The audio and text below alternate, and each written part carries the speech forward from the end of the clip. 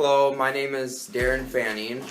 Me and my wife, Melissa, have been coming to Olivet for almost 2 years now, and we've been members for almost a year, I'd say. We simply learned about Olivet just from living on French Island and driving past every day to go to work and things like that. Tell us a little bit about what your initial impressions were of Olivet when you first walked in.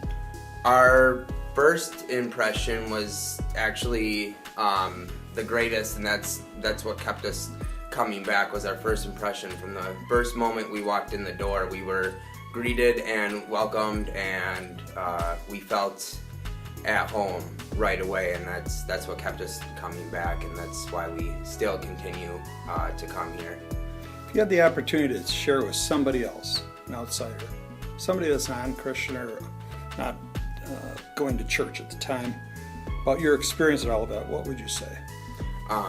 Well, we have had the opportunity to share with a few people, and if I get the opportunity to share in the future, I would tell them the same thing.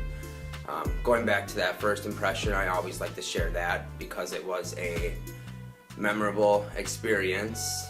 I do share that with them, and I also try to recreate that for other people that come into this church. And another thing that I like to share with people about this church is what really makes Olivet so great is the people of the congregation.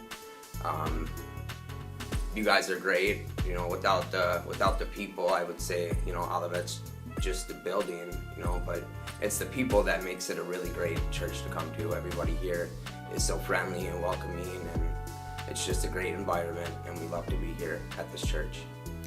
My understanding is that you brought other people to this church, is that correct? Friends of yours? A few, yes. We've invited a few people. Some have attended and some have not made that initial step yet, but we're hoping and praying for that one day they will.